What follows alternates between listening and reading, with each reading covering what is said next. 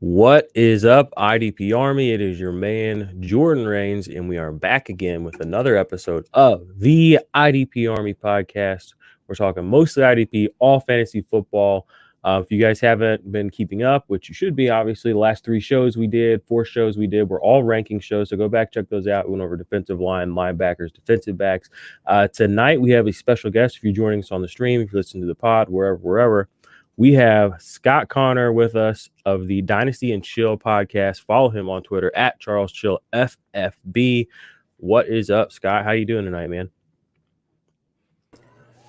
Jordan, good stuff, man. Thanks for having me. Doing good. It's been a long day/week for me, but I'm glad to be here. We had actually had this in the works for a while, so yeah, glad to be here. Kind of getting back into the IDP game at this point. Kind of starting to look at where some of my teams stand going into training camp, and we'll probably get into some theory behind IDP and how my theory's changed over the last couple of years, and it kind of gets into some bigger scope topics. But yeah, man, good to be here. Happy to be back on a podcast with you. It's been a while. Yeah, I was gonna say my first or second, I cannot remember, show I ever did. You were guesting on with us. That was a long time ago, but those were good times. And I remember even then some of the things you said, and they've been things I've carried with me in my Dynasty journey the last couple of years. So I know you're an OG, you're a practitioner, you're not just talking about it, but you're living it. So I'm happy to have you back on. Thanks for coming in and joining us tonight. Yeah, you know what? I say this. Anyone that's listened to me, I would give this all up to be a Dynasty player, be a fantasy player. You know what I mean? If you told me to pick one or the other, I still I work on my public speaking and, kind of try to refine that craft all the time. But sometimes it's the game is what brought you here. You know what I mean? I'd give it all up to be able just to play the game. And it's not to name names, but there's quite a few people out there in the podcasting and media space. When you really dive down, they don't really play fantasy football. They just talk about it and give advice. And I'm like, bro, man, how are you sitting here telling me what to do when you're not on the ground floor doing it? Yeah. So that's what you'll get from me. If I say to do it, it's probably because I'm back behind the scenes practicing it myself. So you're going to get real talk from me. So just throwing that out there. Amen. I mean, that's a winner's mentality. It's funny. Everybody flexes, but only 1 in 12 guys in your average league's a winner. And to do that year over year and consistently, that's what really matters. We all play the game. Everybody can flex a roster and opinion, but it's about stacking W's. And I want guys that are killers that I take my advice from, and that's kind of how I play. I play to win. Shout out to the P2W crowd. We see you guys out there. Play to win, everybody. So that's what we got Scott on. Shout out to the Patreons. We got 56 of y'all now. I super appreciate that. You guys are dope. The Discord's balling 24/7, 365. So if you are not in the Patreon, make sure you go check that out. Just did a huge sweep of the Ultimate IDP Index. I just updated everybody's production profiles. I added all their impact play points. I added pressure points, which is all their sack points plus their quarterback hit points combined together, so you can get a quick snapshot of that. I added all the guys in each one of their production profiles, their play on ball points, so you're going to be able to see at the end of the season how many points they accumulated through pass deflections and forced fumbles, plays that are actually affecting the ball carrier. So every single one of those 400 plus production profiles, that's all I did this last week. I was getting up at 5 every morning and just hustling on that. So if you're in the index, you already know what it is. If you're not in the index, you're going to get beat by somebody who's in the index. So go get the index. So we had some news break today or recently. This is not going to be your Julio Jones stuff, but Danielle Hunter does look like he's going to be back in action this year for the Minnesota Vikings. That's huge for their defense. That's huge for IDP managers. This time a year ago, he was, consensus top 2 defensive end. It was him or Myles Garrett. At this point, he has slipped a little bit. Joey Bosa, Chase Young, they're a little younger, but he's still a very young player. So it's good to have him back on the scene. And he gets Sheldon Richardson back. He has been playing alongside Myles Garrett, who's been successful with him. The Browns, he's going back to the Vikings. So that could be really good for Danielle Hunter, getting the band back together. So be interesting to see how that all works out. I'm a little bearish on Danielle Hunter in general compared to consensus, but it's because there's so much talent. But at this point, the price you pay for Danielle Hunter, I mean, you kind of have to just go get him because he is at a discount right now. So you have a lot of Danielle Hunter on any of your teams? Only one, and unfortunately, it's a it wasn't the best story that got there. Basically, I traded Nick Bosa plus for Danielle Hunter last year after Bosa got hurt. Going, you know what? And it's a common tactic that I play in Dynasty, especially at fungible positions, which defensive end really isn't necessarily that. But, like a wide receiver, for instance, if a receiver gets hurt, I'm fine pivoting off of receiver for a healthy one in the same tier just because they're so replaceable. But I made a deal last year, and it was a 12-team pretty deep league, 75 roster spots and 29 starters, so pretty deep. But I gave up a second, which, second rounders in those leagues are usually pretty good players just because it's only 12 teams. So I got Elijah Moore at like the 212 this year. So, I mean, you're getting good players at the, second round. But I gave up Nick Bosa in a second for Danielle Hunter last year. Going, oh, he's going to come back. I'm going to get something from him. I'm obviously not getting anything from Bosa. And then, boom, got nothing. Yeah. So basically, and I probably would take Bosa right now straight up. So it's like – You lost a little there, yeah. I lost the deal, but, it ended up being a second-round pick. I did win the league anyway. So I got to at least say it was worth the gamble. But, yeah, that's my only share. And so it kind of comes with a pain point with the story behind getting it. Yeah, I like what you said about, a fungible position. I'm kind of a I don't want to, I mean, you have to brand stuff, so I call it 0 DL. But I mean, to me, defensive line, if you're not getting one of the top 2 or 3 guys, it really is something you can manufacture from week to week. It is very tight end-esque where it's just you either get the sack or you don't. Some guys have a little bit more of a variety of skill sets. Some guys are on crappy teams like a Sam Hubbard, for instance, so they get a lot more tackles. Their baseline's a little higher, so you can kind of eke out, floor that way. But the ceiling for a defensive line player, even a mediocre one, is similar to that of an elite one.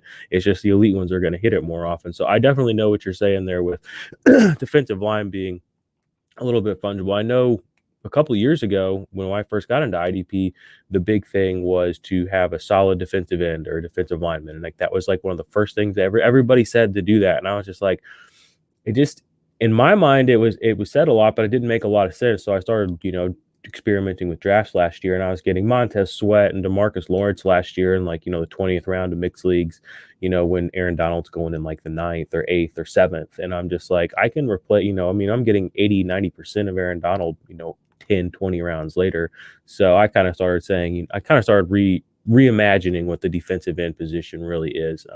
I do still consider TJ Watt kind of a tier of his own, especially now that he has the dual designation on sleeper. But other kind of news I saw pop up today, Jeremy Chin and Brian Burns both were redshirted today at minicamp. I don't know if that was, they said it was no big deal. They were just kind of not super participants. Apparently they were getting some rest, so I'm not worried about that yet, but something to keep an eye on. I did miss some stuff last year during training camp, and it ended up biting me in the ass week 1. Looking at you, Taylor Rapp. And then Jerome Baker got a big extension with the Dolphins. 3 years, I think it was like $40-something million. Pretty good deal for him. And it kind of, another kind of contrarian take I have is that coverage linebackers are an ivory tower talking point more than an NFL reality as far as value. And that seems to be demonstrated over and over with these guys that aren't great in coverage, quote unquote, getting drafted highly and, also getting paid money. People love to dog Jerome Baker. People love to dog Devin White. Didn't grade out good. But at the end of the day, a good linebacker is a good linebacker. And I think that the NFL is rewarding these guys. So Jerome Baker got that extension. He's going up my dynasty rankings a little bit. He was linebacker 24 for us coming into this year. He doesn't really have any competition either. And that was the thing I highlighted. We did a video a couple of weeks back about him or some guys that were kind of sleepers or postseason draft risers. It was just, Jerome Baker year after year with Brian Flores has just come out the top dog at linebacker. They shipped Kiko Alonso off. They're not bringing anybody in free agency that's really of consequence. They're not drafting anybody of consequence. And then they give him a big bag of money. So, his dynasty stock has been rising and now it's kind of solidified. Any thoughts on, Jerome Baker or the Dolphins defense in general? It's a curious team to me. I know Xavier Howard was not at camp today. That was also a little newsworthy. Actually, let's just do a whole Dolphins bit right now. 2 through 5 interceptions too, and Xavier Howard wasn't on the field. So what do you think about that? He's just throwing interceptions to backups. The main guy's not there. Jerome Baker's getting the bag. let's talk Dolphins for like a minute or two. What are your thoughts on this team? Yeah, man, the Tua stuff is just to hit that first. I mean, that's like overreaction much. I mean, it's funny because when I first started playing Dynasty, it started 2014, 2015. Like that's when I really started playing in real Dynasty leagues, not just keeper leagues or leagues that you play with your friends where they kind of transfer players over year to year, kind of like your old keeper leagues. But I mean, the echo chamber of news constantly that flows in day to day. And I mean, I'm in 58 leagues and probably about 8 of them are IDP. So I have a mix, but I mean, just the value shift day to day, it's almost impossible to keep up with. I mean, there's probably people that are saying I'm a little worried about Tua now. It's just like one blurb. And a lot of times you have to read and take those things within the context. You know what I mean? Like you read deeper and you go, oh yeah, that's not really that crazy. I actually heard someone say that, the 5 interceptions in a day in minicamp, what does that really mean? You know what I mean? You don't know any other context behind it. So I don't know. It's interesting. Dolphins as a whole, I think that definitely in redraft leagues, that's a defense that I'm interested in as a whole. I'm curious to hear your thoughts on Jerome Baker because I have Jerome Baker on 4 teams. And I've kind of been waiting for a couple years for him. And then last year, he struggled a little bit was hurt. And I guess this extension kind of came out of nowhere, but I smiled when I saw it. I'm like, at least there's a big commitment from the organization to him. And I guess I'm someone that looks heavily on snap counts and usage. And I guess I wanted to hear your thoughts on, is he somebody that I play like a portfolio? So when I know I have 4 shares of a player in 8 leagues, is that the type of move that I should just be trying to shop 1 or 2 off of this news, just cash out, pivot to another player that I don't have? I mean, strategy perspective, because I'm not in as many IDP leagues as I am regular leagues. But still, I can play it that way. Like, I don't really want to have 4 shares exposure in 8 leagues of a linebacker because their linebackers are like receivers.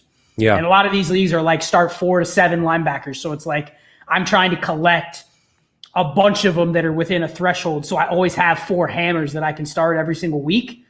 But I'm okay with kind of trading them in and out for different combos and different shares on different leagues. So I guess I'm curious, do you think this is kind of like a peak point just because he's in the news because it's kind of slow? Is it a peak point to sell 1 or 2? In theory, I think it could be, but I think Jerome Baker is a guy that's still got meat on the bone. Okay. He's got 70 solos each of the last 2 years. That's good. 76 2 years ago. He rushes the passer a lot, so he can get up there in the sacks. He got 7 this last year, which was a good number. Only 1.5 the year before, but I know Flores was using him more in that way this year.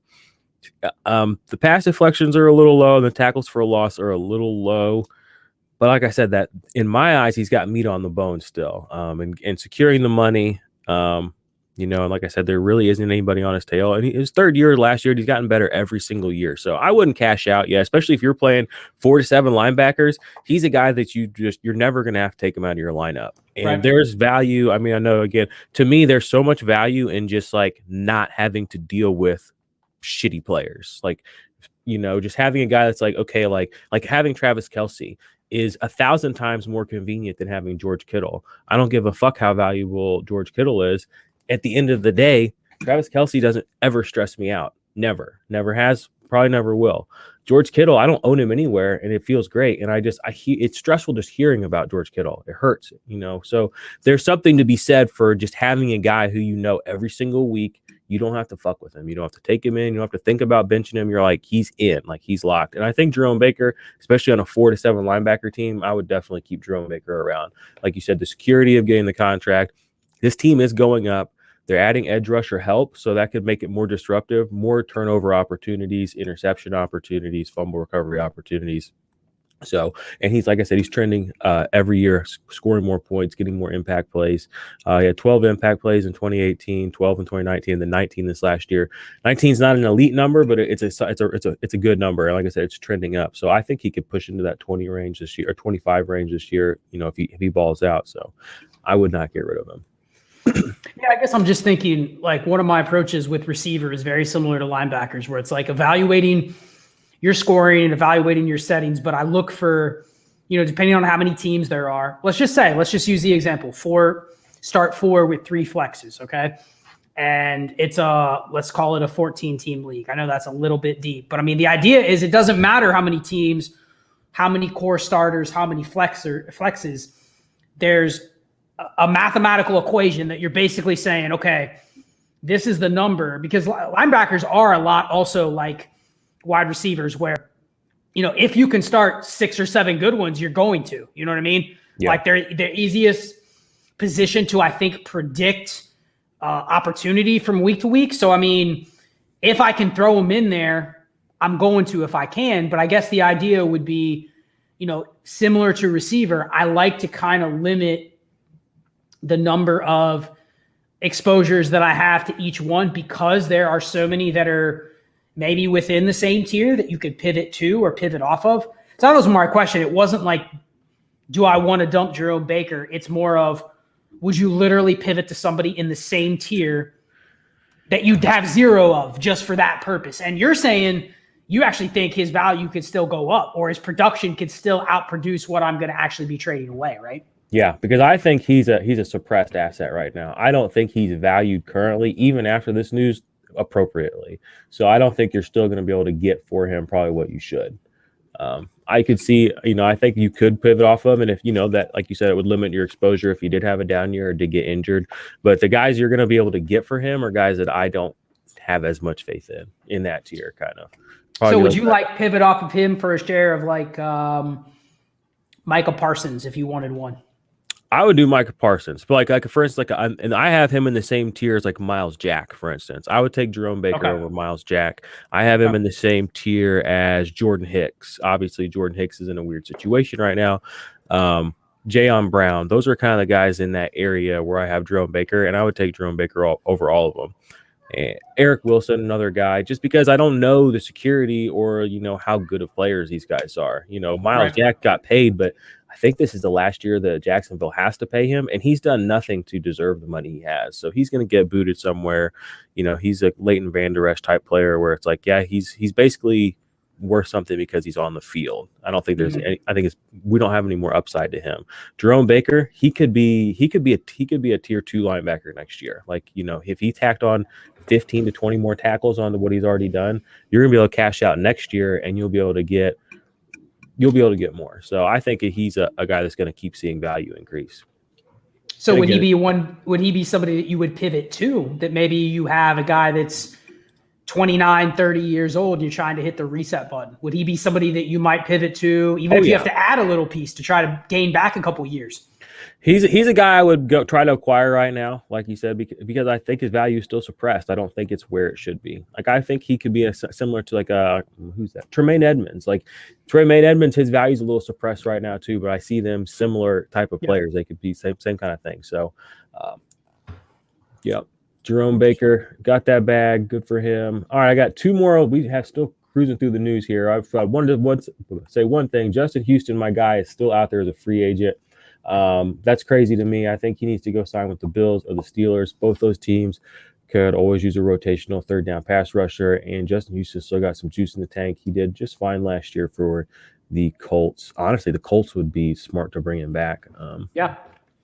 So just wanted to give him a little shout out. And then Jamal Adams was not at minicamp today. Apparently he has an excused absence from the whole minicamp because of personal reasons, but he is in that contract situation type of world where it's coming. I mean, maybe this isn't that. Maybe this has nothing to do with that. But that story where Jamal Adams wants more money or something's not right, I mean, this is Seattle. We know it's coming. So be prepared. Hold tight. Diamond hands. Do not get rid of Jamal Adams. He is a difference maker for your IDP team. So I wanted to touch on both those guys because they're my guys. So, all right. Well, let's go ahead and jump into some of these dynasty questions. I have a few players. I just want to get your thoughts, on these guys. And the number one guy is Trey Sermon. You've watched Trey. I mean, you said you're in 58 dynasty leagues. You've been in all the drafts. You've been doing this.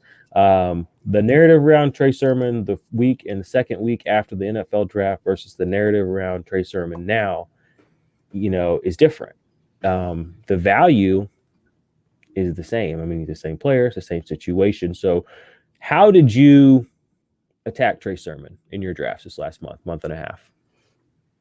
Yeah, he was interesting because for months leading up to the draft, we could identify that this was going to be a poor running back class. And then, the actual draft happens and you look at, basically where the running backs came off the board, and it kind of validated what you thought about the class already. You know what I mean? And so you knew the tricky thing was you probably didn't know before the draft who the players were going to be. RB 4, 5, 6, 7, 8. It probably could have been like one of like 8 to 10 players. You really didn't know what order they were going to come off the board. And it just happened to be that, Trey Sermon went on the magical day 2 and he went to a situation that people love the backfield. So, immediately him and Michael Carter were, the chosen ones, where basically they jump into the draft into a range where it's like, are you taking a round 3, round 4 running back over a first round receiver? And I saw that happen a lot, and it's probably a bad process, but running back scarcity dictates that in a lot of years. And I was just looking at the ADP on DLF, and it's like Trey Sermon, RB25, Michael Carter, RB29. They're almost top. They've almost cracked the top 24. And, that's where we're at with those guys. So I took my shares of, I was actually okay reaching on Trey Sermon in leagues where you would get point per carry.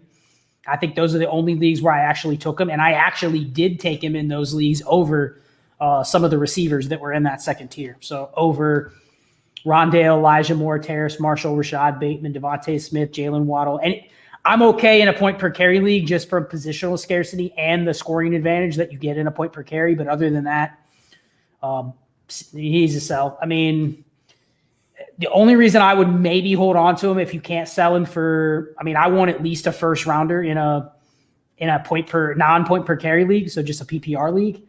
I don't know. I think he's right on the fringe right now where you could sell him and regret it. So I'm keeping those shares that I have in the point per carry format. But other than that, I'm fine pivoting off of him if I can to, I think we may get to a point from a redraft perspective where the hype gets, because he's moving up in high stakes boards. He's jumped up like 2 rounds in the last month. And part of that was the Jeff Wilson injury, but also part of it was like, just reports that he's looking better. He's taking reps with the first team. And it's like, okay, am I really putting myself in this situation? Can I cash out for, any future first? You know what I mean? Can I get a usable running back plus a 2023 first? We'll kind of get into the theory on that a little bit later. But yeah, to me, he's a sell or he's a hold, but I hate even the narrative of being a hold. I think players are always a buy or a sell. It just depends on the format.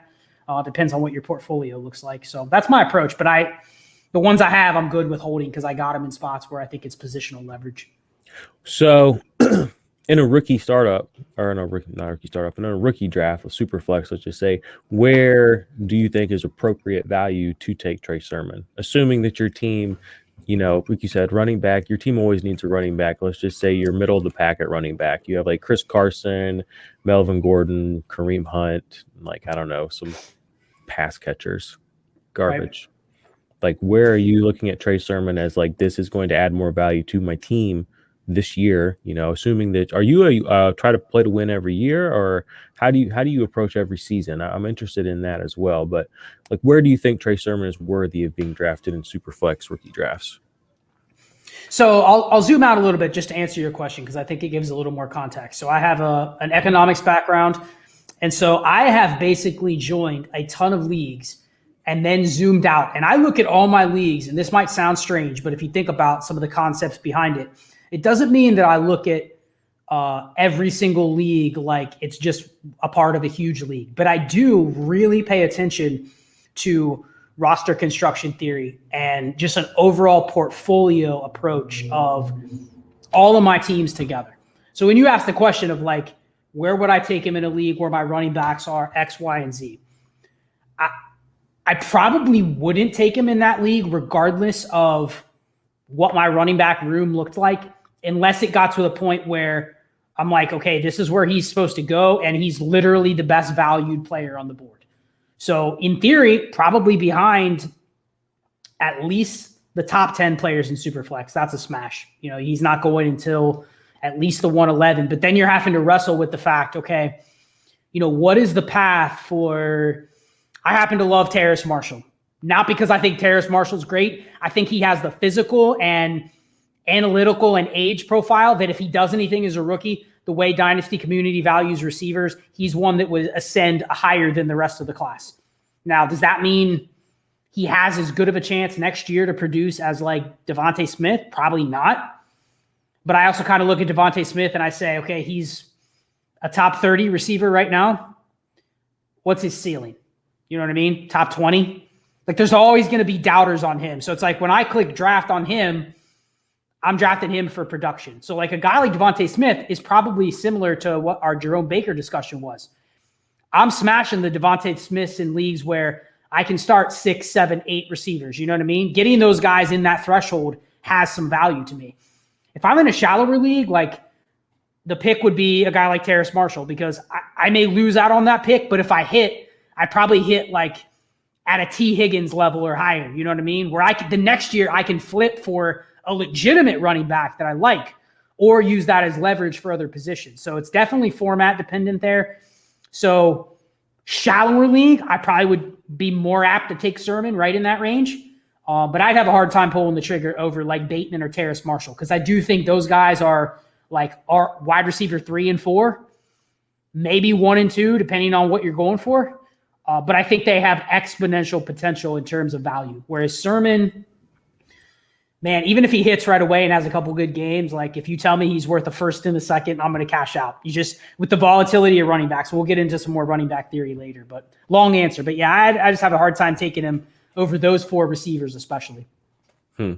Yeah. I was early. I mean, I'm a little bit more, I'm a little less high up, but so, I got a lot of Sermon in the second round this year because a lot of people were fading him early. Yeah. I think I drafted him at the end of the first in one league. I kind of went out of my way to attack him because on draft night, when he got drafted, or the second night, I expected, I got on Twitter, and I expected it to be all positive. And I immediately saw a lot of people bristling anti-Sermon. And I was like, I remember very well being like, I'm putting my phone down and just kind of being like, I hope that continues, because if that continues, that means this whole next week, Sermon will be suppressed in value. So I was going out of my way and taking him in the second round constantly. I got a lot of Terrace Marshall as well because I thought he kind of, like you said, I felt like he was suppressed because he didn't have the super duper capital or whatever. He went, what was 6th or 7th wide receiver taken. I don't remember exactly, but it wasn't super duper duper high. So he kind of slipped, I know a lot of people just the draft capital is a big factor. So I only drafted Sermon one spot in the first round, and I really needed a running back. It's the only reason I did it. But I got him a lot in the mid to late second, like 2.8, 2.6, a lot of Trey Sermon in 2.8, 2.6. So you telling me that he's worth flipping, I'm thinking about it, in some spots. I am a believer, though. I really think that in the Kyle Shanahan backfield, Mostert doesn't scare me. And the crazy thing is, I've had Mostert on Dynasty leagues for a while. Like, yeah, he's been good when he's been good, but that's been what, 2 games a year, 3 games a year? Like, let's be pragmatic here. Trey Sermon is not going to be bothered by Raheem Mostert, the guy who could barely get a reasonable contract last year. He's had 6 starts. He's been on the team for 5 years. Like, let's be real.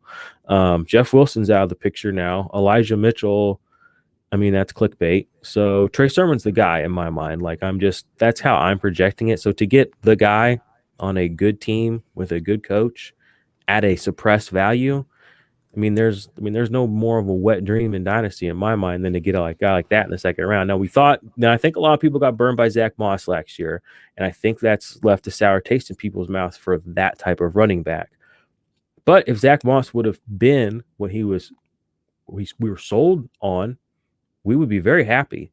That doesn't mean Trey Sermon can't be. And again, this is not the Bills, and this is not Zach Moss. This is different. So I've been buying, but I might, look into some sale time now too, because his value has creeped up since I was buying that I went out of my way and I drafted him so many spots because a lot of people that I respected were saying that not to draft him. No shade, guys. I love y'all, but I appreciate that market dump. I really did. So Trey Sermon's kind of one of the guys I like, but it's interesting there that you say, you have to be fluid. There's no holds. It's always a buy or a sell. So I think I'll add this. I think that And maybe I'm speaking to people that only play in a couple leagues. So if you're in, if someone comes to me and they're in 2 or 3 leagues and they're like, dude, I love this Trey Sermon guy. I'm like, you can't take him too high. You know what I mean? Like, you're making 1 or 2 decisions, get who you want. But if you zoom out, I look at it and say, I'm big on diversifying. And so I specifically targeted him in certain leagues where I knew the format dictated that would be the value. I took him at 111 in a point per carry league, at 112. Like, anytime I'm in that spot, and again, I'm in 58 leagues, so I can kind of pick my spots better than others. But like, if I'm going to diversify, I'm going all in when the format actually accentuates the value of the player, right? I have a question for you. And okay. This question is probably the most important question I'll ever ask anybody on the show. Yep. So you're saying the very specific way to value these players. So let's talk about the way the world's trending. Superflex, tight end premium. In that world, where is Kyle Pitts? How is he not the number one? I mean, if that's a real thing, and if you zoom out and you're looking, like you said, the positional scares, if he is the next Kelsey, if I could tell you get Kelsey at 21 years old, or 22 years old, like, I have seen a few people say he should be the 101, but it's not like a consensus thing, which to me, it feels like if in that format we believe tight ends mean as much as they do, or we say they do, he should almost be unquestioned consensus 101. So what are your thoughts on that? Because I don't know. I'm very fickle with my tight ends. And so the fact that we all agree he's amazing, but we can't all agree that he's like that amazing. Like, I don't know how I feel. Help me. So I wrote a chapter in the analytics of Dynasty this year on tight end premium. And basically, if you're just talking about a 12-team league with 10 starters, okay? So, I mean, obviously there's scarcity differences when you start getting into 14-team, 16-team, start 2 tight ends, 1.75 PPR, 2 PPR. I mean, there's crazy settings that dictates the scarcity starts to really rule, whether you would ever consider to flex a tight end. And that's how I looked at it. I looked at it as, if I'm just in a 12-team start 10, so basically it's going to have a starting tight end and then a couple flexes, right? 1.5 PPR. You actually never want to flex a tight end unless it's a top 8, top 7 tight end in that format. That's it. So I look at it and say, it doesn't make any sense to be drafting extra tight ends. But 2 things. This draft is special because of the fact that we've never seen rookies at the top of a class valued this way immediately coming into the league. Pitts is one. Chase is another. I mean, Chase is basically CeeDee Lamb, Justin Jefferson, A.J. Brown, DK. That's what he costs. And you can say, well, that's stupid. He shouldn't cost that much.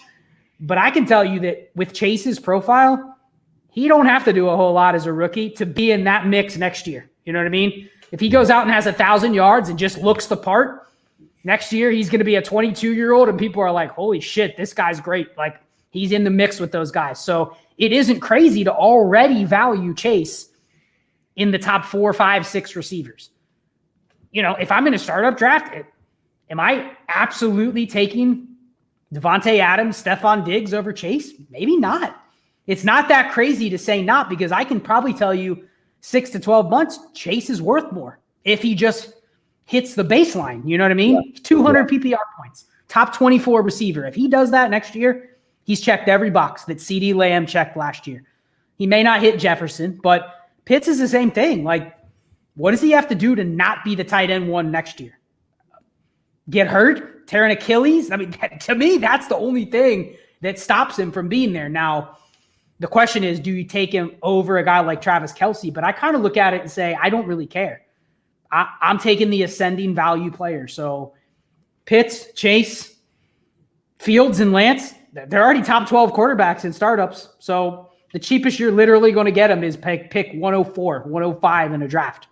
So that's why this class is crazy, because you literally had 5 players.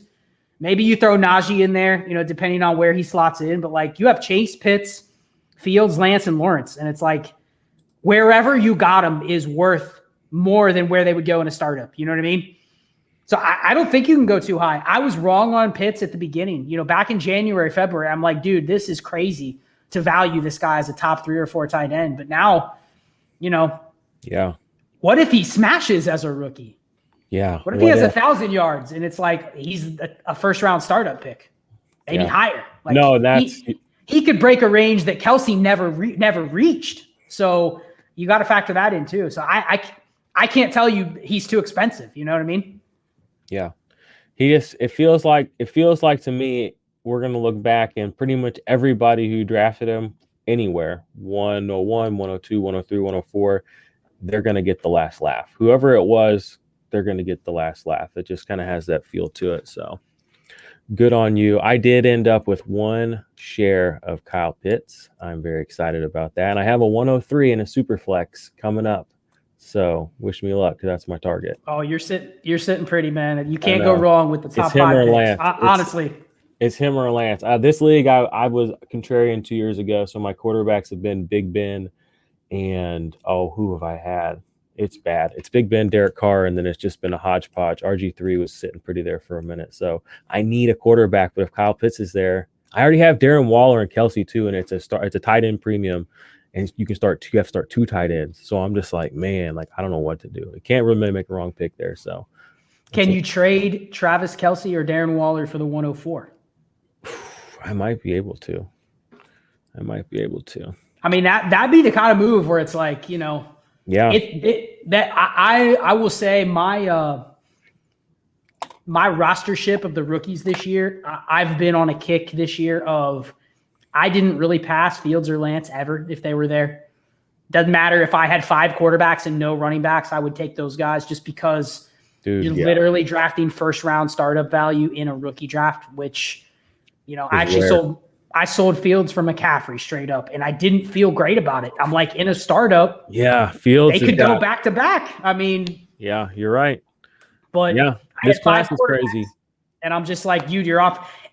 The idea of hoarding quarterbacks being Fields and Lance, I got them both in that league, and it's like the dude literally offered me McCaffrey, and I'm like, that's probably the best straight up offer I'm gonna get. You know what I mean? So it's either make or break, and if I decline it, then. So I kind of pivoted there. But yeah, typically I'm just taking those guys wherever I can get them and just kind of worried about it later. So that's tough, man. 103. I know. It's good. It's a beautiful thing, but I have set myself up. But yeah, I got to look for a trade. So I'll think about that. All right. Well, I'm going to take a quick break. We'll be back, answer a couple more questions. I saw some people in the chat. We'll try to answer those quickly, and then we will be done for the night. So stick around, guys. What's good, IDP Army? It's Jordan Rains, and quickly I want to tell you guys today about the big project I've been working on, the Ultimate IDP Index. The Ultimate IDP Index is the #1 resource for IDP fantasy football players, rookies or veteran for 2021. Inside, you're going to find contract information, tiered IDP rankings, detailed player production profiles going back to 2017, suggested trade values, and a whole lot more, including unique write-ups, unique videos that will only be available within the Ultimate IDP Index. But to me, probably the most valuable thing is the fact that the trade value estimation tool is going to be updated weekly, so you'll always be aware of what a player is worth in your Dynasty League at any given moment. So what are you waiting for? Sign up for the IDP Army Patreon today. Patreon.com/the IDP Army. Join the Black Ops tier and join the IDP Army today.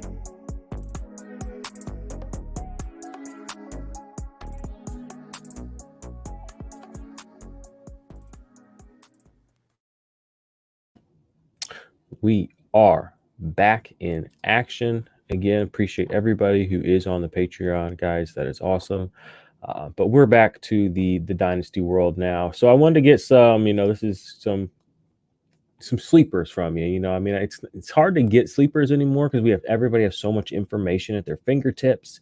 But are there any guys in particular that are, mid to late round Dynasty players that you're finding yourself going out of your way to put on your team because you see the upside and the trajectory for increased value over this next year? Any guys, they could be second year guys that sucked last year, like Rager or Ruggs.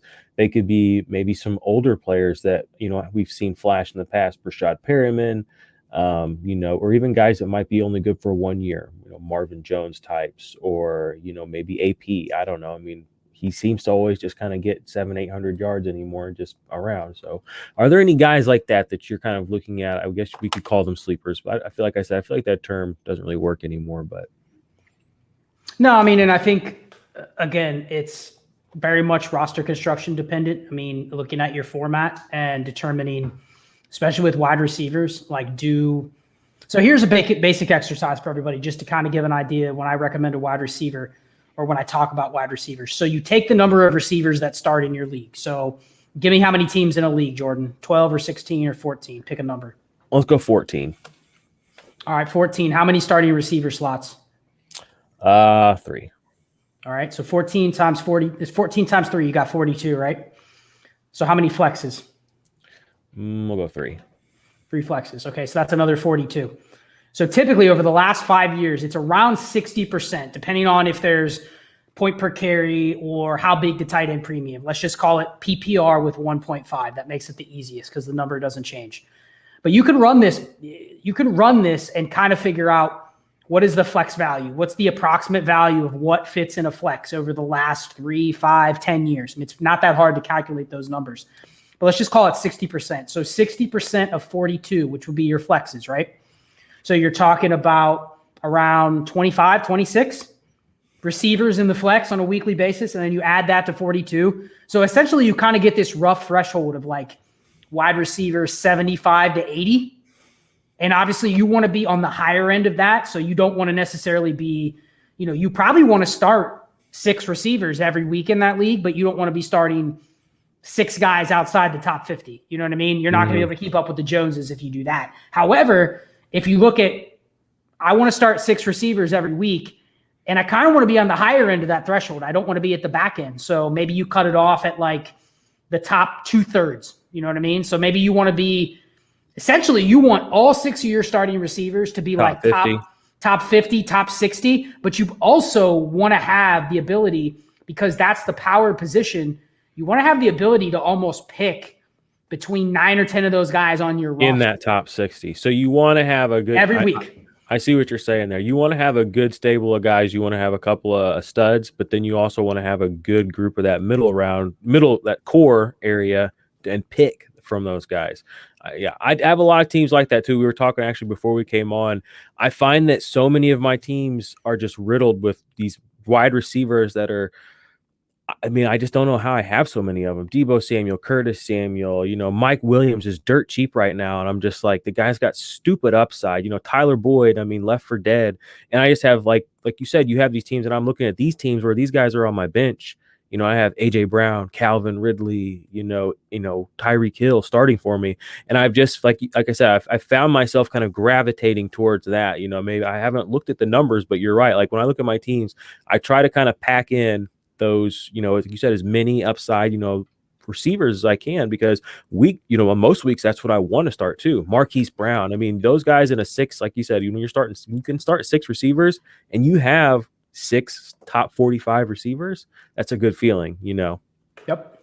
Well, and I mean, you can do the math. So obviously if you're in a league where it's start 2 receivers and only 2 flexes, your threshold's a lot lower. So you're going to value some of the higher end guys. So in a startup draft, you're probably going to have to attack a little bit earlier on wide receivers. Otherwise, you're going to be where you don't want to be. And where you don't want to be is stuck with a roster where you can start only 4 or 5 receivers and you have 16 of them on your team, but you're trying to pick which one at the bottom is going to go off in a given week. So I'm not a early receiver investor. I'm a wide receiver pivoter, where if I have like a DK Metcalf or an AJ Brown, I'm actually fine pivoting down as long as I end up with my ideal roster construction where I have 9 or 10 of these guys. And you can go through the list and say, okay, this guy's overvalued. This guy's undervalued. This guy I can probably flip for. The classic move in one of these deeper leagues is like, okay, I flip CeeDee Lamb for Kenny Golladay in a first. Now, in a start 3 or 4 receiver, you're going, I don't want to do that. When I can start 7, and then with that first, I can draft, Rashad Bateman or Jalen Waddle. Like in that format, I'd almost rather have the 2. You know what I mean? Yep, and you just bank that the guy I draft fits in that threshold because, there's a chance. a big Kenny Galladay week and a big CD Lamb week are not very different. But No, and that next guy that you were able to play, that your opponent is not able to play, that is a big difference. Yeah, and then the other thing is people will look at dynasty values of these guys and they go, okay, well, Terrace Marshall is a top 50 receiver, so you would say he's within the threshold. He may not produce like that next year, but you can supplement that with a Cole Beasley. You know what I mean? Now, you don't want to platoon every top 50 non-producing receiver with a, outside the top 80 producer. You know what I mean? But you can get away with one or two spots like that. But the way things are now, like, if receivers don't produce in year one, they lose value anyway. So it's like most top 50 dynasty receivers are producing at that level right away anyway. Like there isn't like this cultivation period like we used to see where it's like, oh, I'll wait till year 3 for Terrace Marshall to have a top 48 season. It's like, if he's not doing that by the second half of his rookie year, you're getting a little worried. You know what I mean? Yeah. So just a couple names that come to mind. If you're in one of these leagues with a deeper wide receiver threshold, this is a guy that has been left for dead, and he's starting to get kind of maybe brought back to life a little bit. Travis Fulgham is a guy that I've picked up everywhere. And the reason is, if anyone's I've listened to a couple Eagles podcasts recently, and you can just tell by the way they talk, it's Jalen Reagor, Devontae Smith, and Travis Fulgham. That's 3 starters. Their plan is to go really heavy 11 personnel, 3 wide receiver sets. Now, it's contingent on Zach Ertz getting traded. But I'm kind of looking at this offense going, okay, Travis Fulgham has been left for dead, but if they're talking about him, and they're talking about him like he's a starter, there is no competition for snaps. The show I listened to last week basically said the only guy fighting for a starting spot is Reagor, because Greg Ward they see as a kind of a pesky slot receiver that they want to have on the field. So I'm looking at Fulgham going like, dude, he's outside the top 90, top 100. And, Jalen Hurts passed 145 times in 4 starts last year. Like, I don't expect 600 pass attempts, but, most of the projections I look for the Eagles are 525 to 550. And if Fulgham's out there 70+% of the snaps, I mean, this is a dude you're getting for free. And that's definitely one that I've been picking up. So that's one. A couple others, you mentioned Henry Ruggs. You mentioned Jalen Reagor. I do think there are some sneaky veterans that you can get for dirt cheap that could actually produce on a similar range. Like Kendrick Bourne is another one. Could fit into this threshold. Might not, but could. Can get him as a throw-in. I think when you start going down this road, though, the issue is if I come to you and I say, Jordan, I want to trade for Kendrick Bourne, what goes through your mind? Holy shit, someone wants Kendrick Bourne, right? Like, what can I get? Someone actually wants him. This might be my only opportunity to ever trade him. Yeah. And so you're not just going to hand him to me for like $5 or like a future 4th. You know what I mean? Like, I want him. Mm-hmm. So how do I acquire him? So I think the easiest way to acquire receivers like that is you got to pivot off. You got to pivot off of a quote unquote higher valued receiver. And then the ones that don't fit in that threshold, I actually opt to trade for backup running backs. So if I'm in a shallower league and I have a Travis Fulgham or a guy that's gotten some buzz recently is Jacoby Myers, like if I'm going to start 4 or 5 receiver league max, I'll trade Jacoby Myers for like insert backup running back. You know what I mean? Marlon Mack. There's 50 of them at this point because all the depth charts are unsettled. But I'm interested in guys like Devontae Booker, Wayne Gallman, like just guys that are probably going to make teams, not starters. They don't have any name cachet. Like you're not going to be able to trade Jacoby Myers for like Tony Pollard or Darrell Henderson or anything like that. But I just look at it from a roster construction standpoint. If the max I can start is 3 or 4, I'm sitting on leagues where I have a bunch of shares of like Tyler Johnson. You know what I mean? And it's like, so I like having him, but it's league dependent. If it's a shallower league, 9 or 10 or 11 starters, I want as many running backs as I can going into the league. Hopefully I have higher quality receivers where it's not a big hit. Yeah, that's another thing. Receivers always seem to be the first guys, like you said, that at least on my teams that I feel like are cut worthy because I kind of do have a lot of them, and yeah, some of these guys are I'd still rather have a backup running back. The pathway to snaps and relevance, even a backup running back can win you a week once or twice a season. Some of these receivers, it's just kind of about having a body in there, having that sixth, seventh guy. So when you hit on a great name, Marquise Brown, a guy like Marquise Brown, another one, Christian Kirk. Like, I'm collecting those types. They're not bad players. Maybe they're misused, maybe they're miscast, but it's like, there's kind of this, you can probably trade the Diami Browns, Nico Collins, Amari Rodgers for the Christian Kirks. You know what I mean? And I don't mind doing that. I actually think Christian Kirk's another target he's a good player. It's just people just don't really know what to do with him. So I'm willing to buy on that. And I probably wouldn't have bought the last couple of years because of where his value was. But now he's kind of just been left for dead. Yeah, I had him on a team. He got a lot of targets, and he only had touchdowns in one game. I think he had 3 touchdowns in one game, and that was like the only week that season I didn't start him. It was a disaster. So one of my huge flaws is if a guy burns me, like I take that. You can't go back. No, like it's been that way since DeAndre Hopkins and Allen Robinson. The first year where it was a big zero running back year was at 2016. It was at the end of the first. It was when I was early in my fantasy career, and I was just in one league. And so I completely bombed my season by taking DeAndre Hopkins and Allen Robinson, both coming off like 1,400-yard, 12 touchdown seasons. And they came back in. Allen Robinson. That was the Osweiler year. Yeah, that was the Osweiler year. Yeah. So Robinson tore his ACL, right? Yep. So I started out my draft. I just got decimated that year. Yep. And to top it all off, this is a funny story. It was 0 running back. So the first running back I took was Melvin Gordon in like the 4th or 5th, right? So he hit that year big. Except the problem was that was the Romo year. So a guy drafted Dez that year in the 2nd. I took Melvin in like the 4th or 5th. When Romo got hurt, my buddy just dropped Dez. So I had to choose between dropping Melvin Gordon or Jeremy Hill to pick up Dez Bryant because 0 running back was all the fad. And I was like, oh my God, I can go get Dez Bryant, and I'll have Hopkins and Allen Robinson and Dez Bryant, and I'll be unstoppable. And so I dropped Melvin Gordon and I kept Jeremy Hill, and it was a disaster. So I've been jaded by 0 running back, as most people have. I'm in love with Melvin Gordon because of what could have been, and he's actually helped me win championships since then.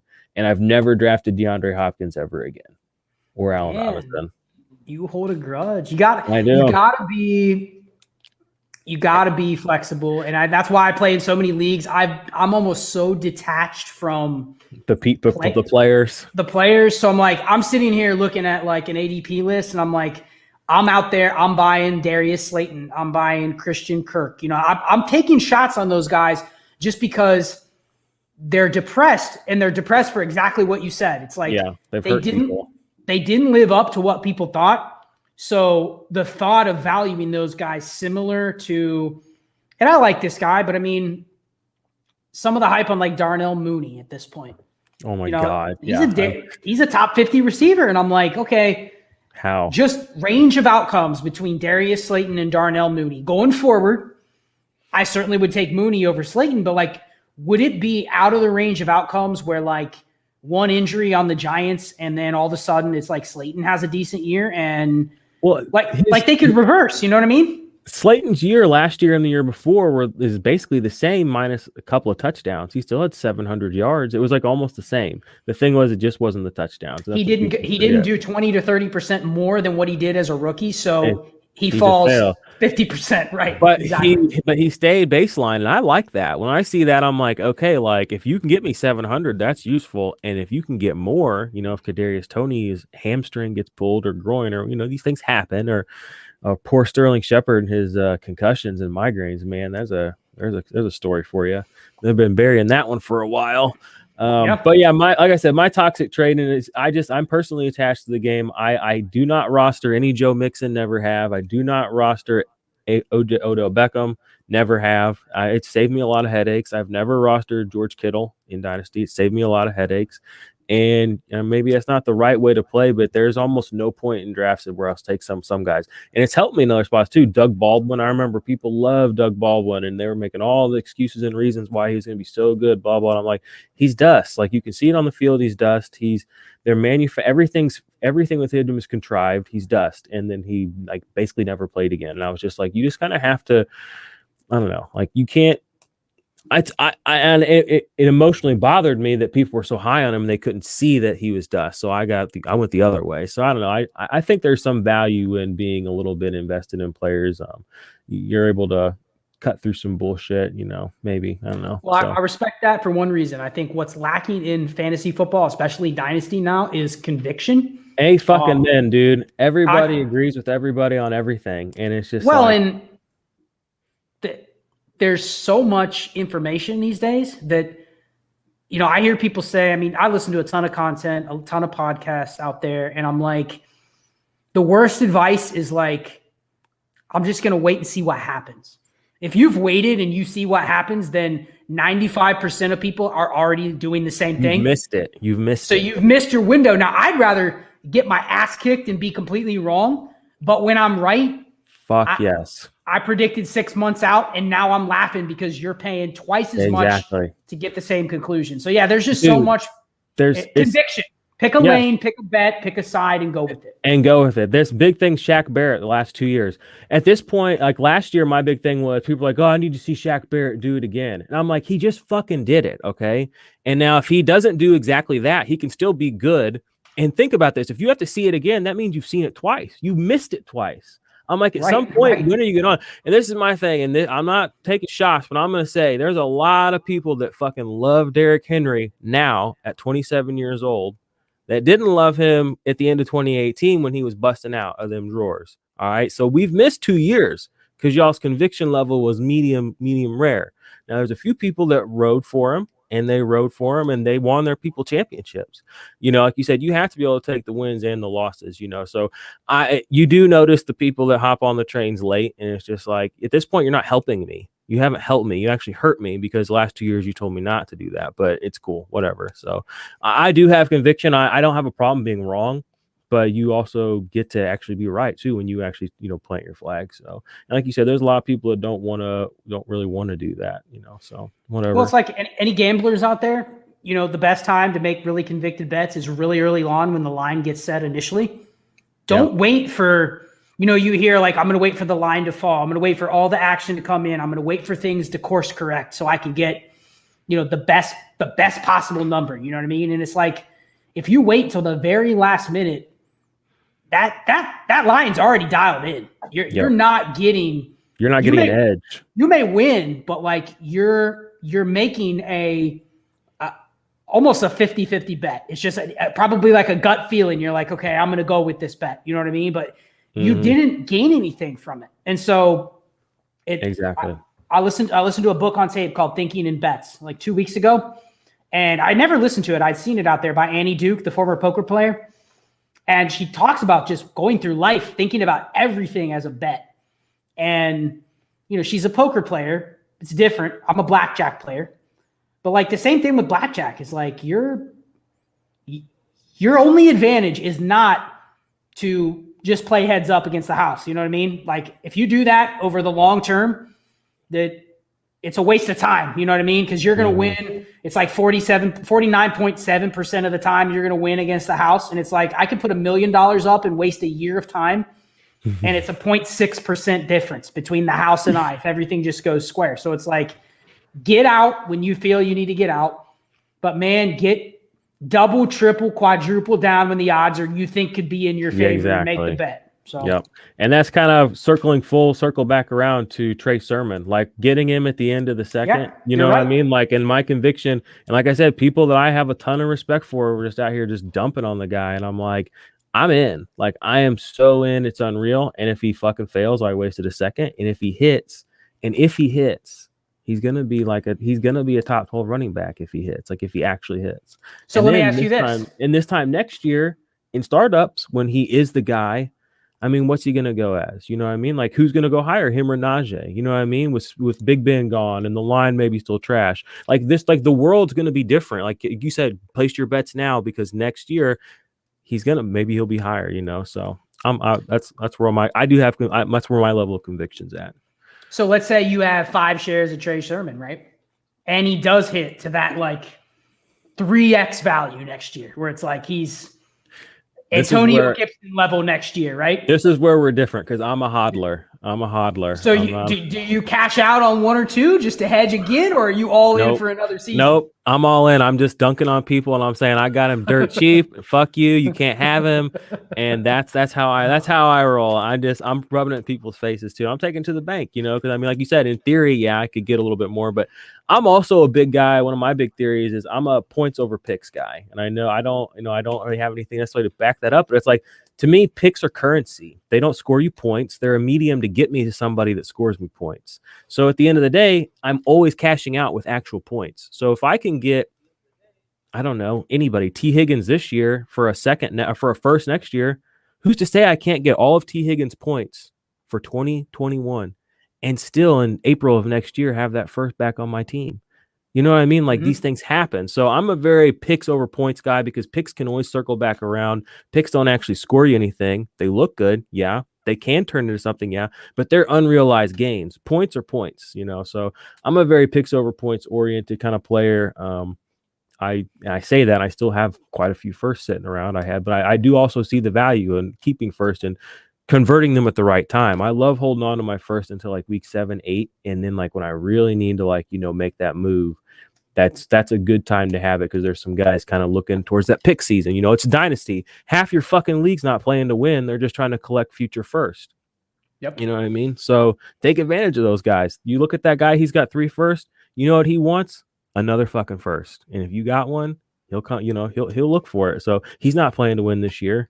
He's got somebody on your team that can help you win. And what's a first worth? You know, what's a win in season worth? You know, I've often wondered that if I told you I could guarantee you a win week 9, what would you give for it to know that win got you to the playoffs? You know what I mean? Like you would give every one of your next upcoming picks, you know what I mean, for that one win.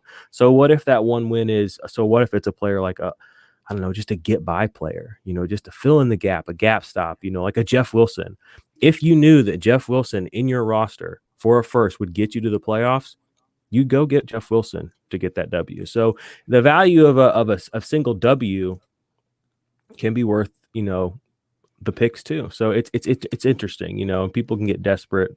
So I like moving my picks. I like playing for points or playing for players over picks. So, well, you hit on something really, really kind of important to having a process is like a pick is a pick. A 3rd round pick is a 3rd round pick, but the value of the currency actually changes based on the timing of the pick. You know, one of the things I do in the off season right now, I'll go through my teams, and this is the best time to do it because especially in IDP and especially in, you know, deeper leagues where we're talking about just collecting any running back that could make a team, could be worth holding on your back of your roster, right? But a lot of those situations are ambiguous right now. So I'm looking at a lot of rosters going like, okay, I have 12 linebackers, 10 safeties, 15 running backs. Those are positions where I'm kind of not sure what the usage is going to look like. So there's a lot of 50-50, 60-40 bets with a lot of those players. So I'll go through and I'll kind of post a lot of those on my trade bait and say, okay, any of these guys I'll trade for 3rds, 4ths, 5ths, knowing that I may lose a couple of those. I may win a couple. You know, someone may trade me a 3rd for a backup running back and he's not the backup and he ends up getting cut. You know what I mean? I'm like, okay, I got a free pick for a guy who was probably going to release before the season. But the idea is I want to be the guy for just what you said. I want to be the guy that I'll go through and sell basically anybody that's not worth a first. I'm okay selling at this point for 2nds, 3rds, 4ths, especially in IDP leagues. Like, give me 4ths because people will take those during the year. Like, you know, there is going to be a point during the season where I'm like, shit, man, I need a linebacker. Like, dude, this guy's a backup for 2 weeks, but he's going to start for 2 weeks. I'll give you a 4th. And those are the guys that actually people look to sell. You know what I mean? Like, an injury away linebacker that's only going to start for 3 weeks. And you're not really giving up much. No, but fabricate immediately a in your win. league, people are like, this guy's on the block. And I'm like, okay, well, everyone knows that guy's probably a backup, but I'll pay you for the next 2 weeks where I can put him in my lineup. I'll give you a third. I'll give you a fourth. And I can, it's equivalent of like being on a vacation where you don't have a budget. And like I can splurge for like a week or two. You know what I mean? Go out, party, spend. That I want to do that during the season where I know what the hell I'm buying. I'm buying like literally a starter for this week. You may win or you may lose, but it's so much better to do that now. I see people making trades like, they go out and give a second for, McCole Hardman or something like that. And I'm like, I don't disagree with the value. I just don't agree with the process of doing it in June. Because what if shit goes bad for him? Yeah. There's 10 other McCole Hardmans that are worth that one pick. Why are you doing it now? That you're giving away the scarce asset for the common asset. And it becomes more scarce as we get closer to the season. So just something to think about. Yep. It's all about timing. There. Shout out to EK. He's one of the guys over at Dynasty Nerds. He has a really good infographic that I look at. It's basically a wheel. It just tells you it's basically the cycle of the dynasty season. It shows you, when your trades are going to be most valuable, when your picks are most valuable. Kind of gives you an idea of when to look to trade them. So, that's the game we play. And again, we're over an hour now, so we're going to shut it down here in a minute. But before we came on, we were talking. Dynasty is interesting because for, most of the year we're outside of it like this. We're looking inside, we're looking down at the arena. But then the 17 weeks that really matter, it's hand-to-hand combat. It's week in, week out. You're trying to scrape out a W and things change. And, being aware of situations and being aware of how values shift and how the cycle of, the season goes, and evaluating your team and, always looking to be ready for that hand-to-hand combat. Things go wrong all the time, especially IDP last year. We lost Nick Bosa. We lost Danielle Hunter, in offense, you guys lost, not you guys, I mean, we all lost, but we lost Andrew Luck 2 years ago. Things change. Deshaun Watson's gone. I have a little pyramid actually right here. I need to turn this into an infographic, but I'm not all the way there yet, but I mean, like, this is something I look at. I made this in December 2018, and I look at this all the time, and it's like an infographic. But one of the things on it is the most important thing to remember in fantasy football is things change. Nothing stays the same. Look at Devontae Adams. We're still forcing him as a dynasty wide receiver one in a world where Aaron Rodgers might not play there again. You know what I mean? And just like 6 months ago, that was unheard of. No Rodgers. You could argue he's not even a top 12 receiver. It goes that fast. He's hurt all the time, too. I was thinking the other day, at this point, you almost have to give Stephon Diggs the number one spot because, Tyreek Hill and Devontae Adams have had injury issues, and there's other guys on their teams that can kind of take targets away from time to time, or other skill players. Diggs is the guy, but that's the thing for another day. But things change in Dynasty. So you have to, like you said, you kind of always have to be fluid. You have to, have a diverse portfolio. You don't want to get completely sunk because you're 100% on one player too much. But yeah, it's been awesome having you on here to talk, man. I really appreciate your time and all the stuff that you do. Like I said, you're one of the most, when I think of a dynasty practitioner, you're always the guy that comes to mind because you're in every type of league. You play offense, IDP, you pay attention to, I call them there's, everybody wants to do the quantitative analysis. Everybody wants to code in R, but there's also the qualitative stuff in Dynasty too, reading about, like you said, Fulgham, like there's shit happening out there that isn't in a spreadsheet. There isn't a heat chart for, so it's a big game. There's a lot of different ways to do it. There's a lot of processes. And you're a guy that does have convictions too. You put your polls up, you're very, in the streets, talking to people. I see that. And I kind of have that same process too. I'm talking to my league mates, I'm talking to the consumers, and I'm trying to help people win, like we said earlier too. If you're not playing to win, 11 guys in your league, 13 guys in your league are going to be fucking losers. We don't want you to be that guy. We don't want to be that guy. So, we're trying to help you guys win, helping each other win. So I appreciate your time. Go ahead, tell us though, IDP Army, where they can find you so they can go get some more of this good stuff. Well, first off, Jordan, appreciate you having me on. Good time, good discussion. I'm probably going to sign up for the IDP Army just to kind of chill with you guys and get some of that information. But I do have my own Patreon, Dynasty and Chill. We're about 100 deep, the Chill Billies. If you have, anyone that's listened to Dynasty and Chill, a lot of it's focused on process and procedure. And I think there's one thing that doesn't get talked about. We hear the film and analytics debate going back and forth. I'm about 90% a numbers guy, but I do think there's a third component that we don't talk about. And it's very prevalent in IDP too. It's anyone with an economics background, the invisible hand that basically guides people's decisions in the economy. That's what Dynasty is about. I mean, it is not that hard to find people out there giving you information, right? Like you give people information. There's not a lack of information in this game. It's what lacks is being able to forecast and be convicted on the bets that you're making. I mean, that's how you separate yourself. I mean, I've found most of the people I'm playing with now are a lot better than they were 3 or 4 years ago. Like there's not a lot of fish in leagues anymore, especially when you start playing with each other. Like, I mean, I may have better aspects than you in certain leagues or vice versa, but like most people in leagues, even just random sleeper leagues, they're not stupid. I mean, that wasn't the case like 3 or 4 years ago. There's a couple people that had no idea what they're doing. Like they're literally drafting, maybe off of Twitter or whatever. Like they don't know what they're doing. It's not the case now. So if you like that, patreon.com/Dynasty and Chill and Dynasty and Chill podcast and at Charles Chill FFB. And occasionally I write for DLF, but other than that, that's where you can find me.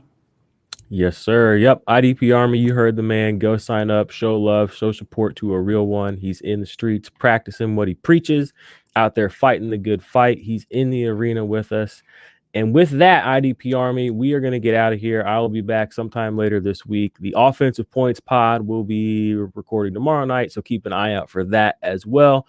Go sign up for the Patreon. Go sign up for Monkey Knife Fight. And until next time, we are out.